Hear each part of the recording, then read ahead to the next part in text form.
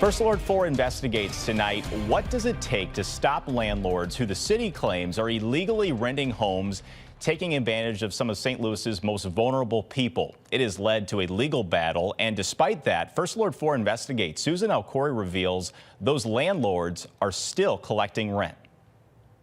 From the street, this Virginia Avenue house doesn't necessarily stand out. This is convenient for me. But take a closer look. You live in the living room. Yeah. Especially inside. On the couch. And it's a very different sight. And you pay $500 a month for that? Where else am I going to go? Stay in that room. This man wouldn't give us his name, but says he's not the only one living here. Two people rent bedrooms, all paying landlords who the city claims are part of an illegal rental scheme, leasing rooms without required permits and in homes that aren't safe for living. They're dangerous. They're full of raw sewage. There's a lot of electrical and plumbing issues. Did you know that the home has been condemned twice? What? No one did. Spotting the problems gets easy as First Alert 4 investigates uncovers homes like this one are racking up dozens of complaints with the city. But finding the owners And there are questions about properties? is a different story. For another view of what's been going on, I've called the police on that property forever. all you have to do is talk to neighbors like Chris. It brings drugs and it brings more activity in the neighborhood you really don't want. Her South City house sits on a block with multiple homes connected to the same owners. The name that keeps coming up is Dara Doherty. Property records show Doherty, her associates, and their businesses own dozens of homes in St. Louis, many condemned and in varying states of disrepair. How many people have been hurt? First Alert 4 investigates, uncovering city records showing for decades homes owned by Doherty and her associates were cited by the city for violations.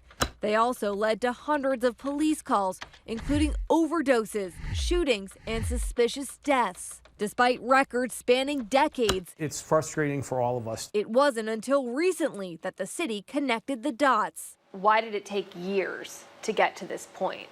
Well, I don't have an answer for that, really, because usually a property owner would be responsive to the city telling them, hey, there's a problem here. You need to fix it. John McLaughlin runs the city's problem properties unit.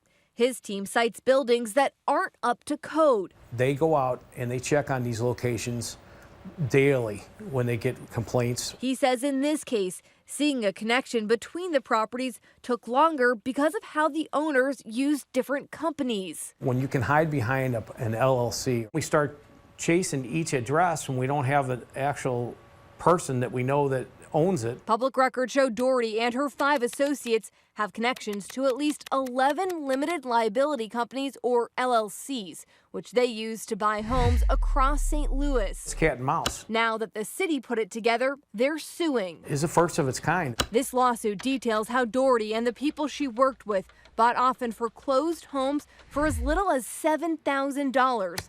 Then, without required occupancy permits, rented out rooms, including basements and garages, getting each tenant to pay between $500 to $1,000 a month.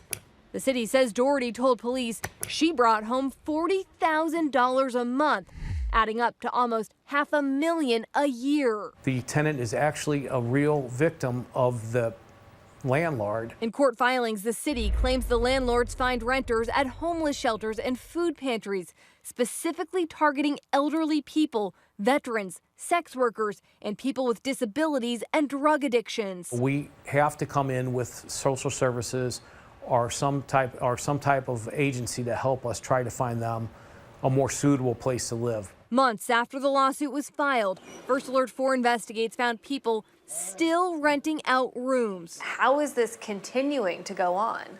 Well, without getting too detailed about that particular case, if those individual addresses are condemned, we would see if the police department will go out there. Ed Ware is St. Louis's building commissioner. We can't go into specifics of the Daugherty case because of pending litigation. The goal is to make them a safe, clean, habitable space. While the city is pinning hopes on the lawsuit to send a message to landlords, The people named in this case are proving hard to find. I'm trying to speak with you about your client, Dara Doherty. First Alert 4 Investigates keeps reaching out and stopping by Dara Doherty's Brentwood house, which is also condemned. Each time, no one came to the door, but it's clear someone is moving things around outside. Do you know where Dara Doherty is? At a home listed on court records as the address for one of Doherty's associates, Keith Mack, the man we found Are you Mr. Mack? wouldn't take our questions. Where does the buck stop? Former tenant James Cole believes he raised warnings months before the lawsuit. It's something that I'll probably never forget because I was practically murdered. Cole admits as a registered sex offender, living choices are limited, which is how he ended up renting in a boarding house owned by Doherty. There was no screening to vent people. In April 2021, Cole claims another renter stabbed him, calling it an unprovoked attack. And he ran out of his room and ran up on me. And after he stabbed me in my right arm, he hit me across my neck. He was trying to cut my throat. He sued. Doherty didn't show up to court, and he won a more than $1.8 million judgment. To date, he hasn't seen a dime. Dara moved this same guy into another one of her properties. She did nothing but came over to collect her rent. The lawsuit he filed with attorney Ryan Gavin lays out much of what the city would later claim in its suit. There was a pattern here that she had lots of properties. How long did it take for you to connect these dots? Maybe a couple of months. All of these things add up to a situation where an injury to someone through an attack was very predictable. Up against legal rights protecting property owners, the city says there's only so much they can do. What do you think it's going to take to get them to stop?